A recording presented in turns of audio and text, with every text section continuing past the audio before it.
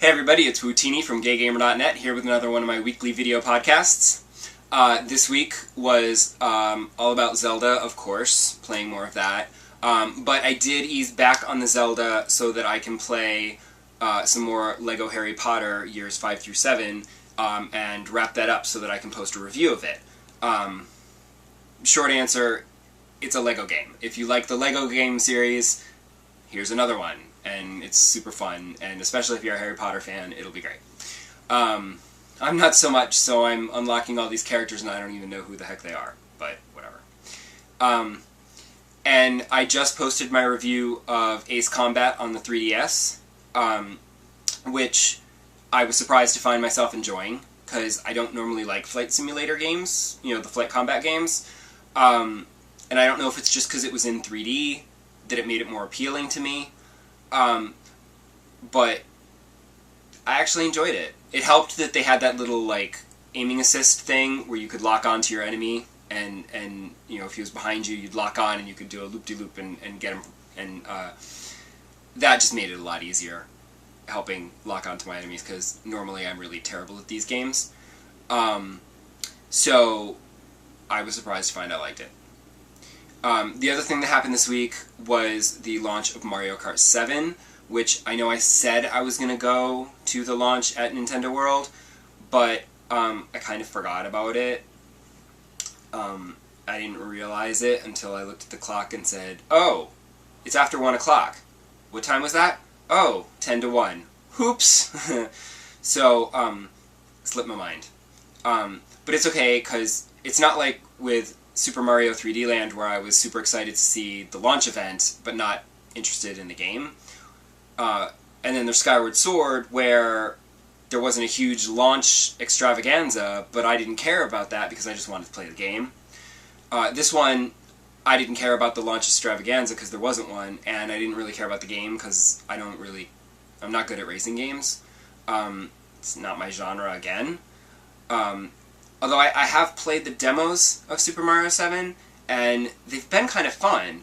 But the thing is like, I don't know if it's just the fact that it's in 3D, and just like with Ace Combat, where, like, the 3D, like, distracts me with the pretty, and then I forget that this isn't a genre that I normally enjoy.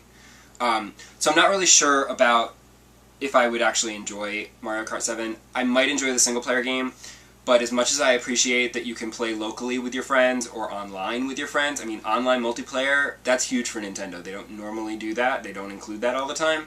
So for them to include that on Mario Kart is a big deal. But my friends would kick my ass, so I'm not really enthusiastic about playing online with my friends because I will lose. Just like with Marvel vs. Capcom 3. Y'all remember how that turned out.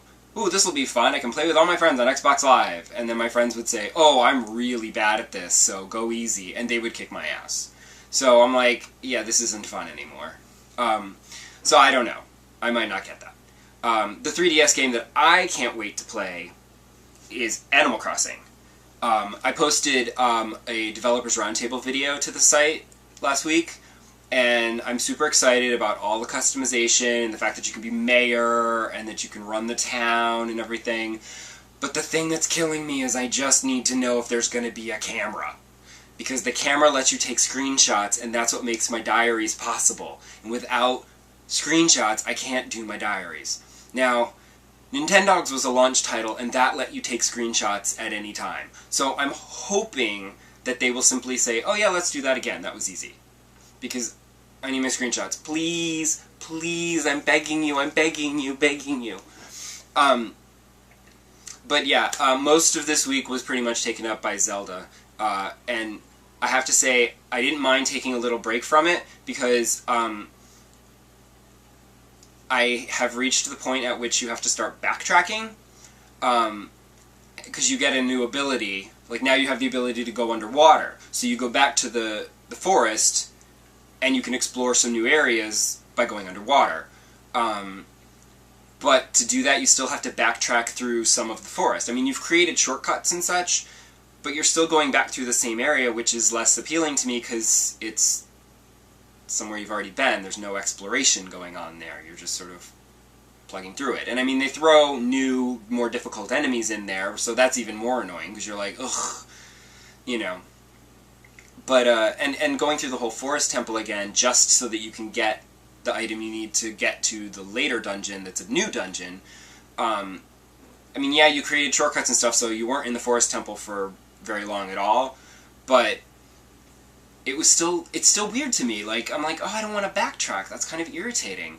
Because up until now, the most irritating thing was the fact that every time you started a new play session, every time you found one of the item drops or a bug, you'd have your little dun-dun-dun-dun, and you had to sit through the little screen that tells you, look, I found this such-and-such beetle that's really annoying and easy to catch, and congratulations, and then shows you your screen, and it goes ding, and the number goes up by 1 for your inventory.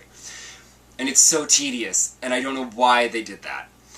But right up until now, that was my biggest complaint. That was the only thing that annoyed me. I mean, aside from the slightly wonky, loose controls. But, now with the backtracking, I'm like, I don't know how I feel about that. But I'm almost done with Harry Potter, so I'm going to be able to dig back into Zelda some more. So I've heard that the backtracking isn't really that bad at all. So hopefully it's just the first forest area that had a lot of backtracking, and maybe the next ones will be a little easier. I don't know. I also wasn't crazy about that stealth section, where you had to find the tiers. That was really annoying. I mean, I don't like that sort of thing. But there's always a stealth section in a Zelda game. Usually you're avoiding guards to get into the castle, but whatever. They gotta include every kind of gameplay. So yeah, so that'll do me for this week, and I will be playing more Zelda in the weeks to come to hopefully finish it by Christmas, because Skyrim is on my Christmas list, and I'm kind of hoping that somebody puts that under the tree, Santa. And then that will suck away all of my free time, and I will not play anything else. Hopefully. I hope I love it. Everyone loves it. I hope I do too. So, I'll see you next week, and thanks for listening to me ramble. Bye!